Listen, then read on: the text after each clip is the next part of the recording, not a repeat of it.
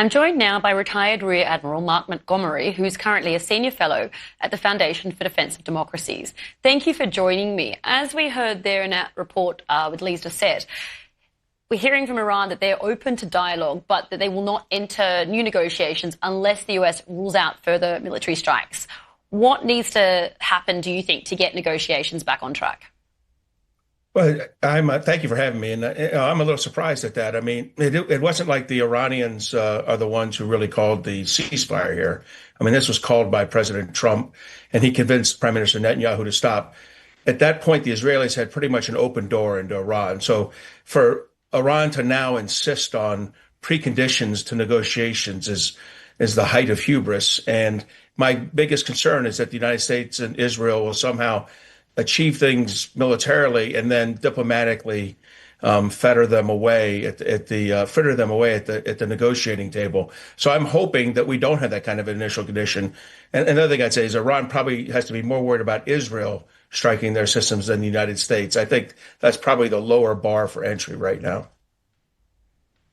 You say that, but of course we did see those strikes from the US just over a week ago.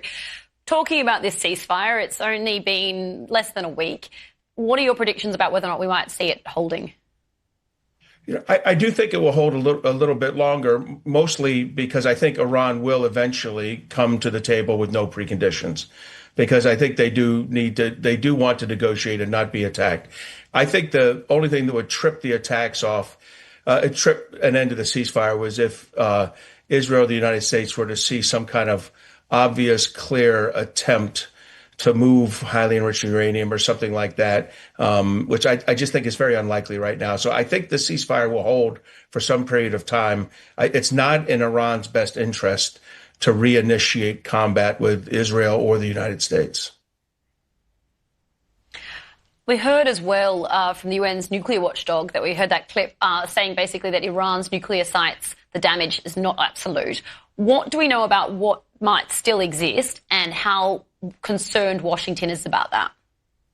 I think he gave a very accurate report, and I think the president continuing to say the word obliterate is nonsensical. First, obliterate is not a battle damage assessment term.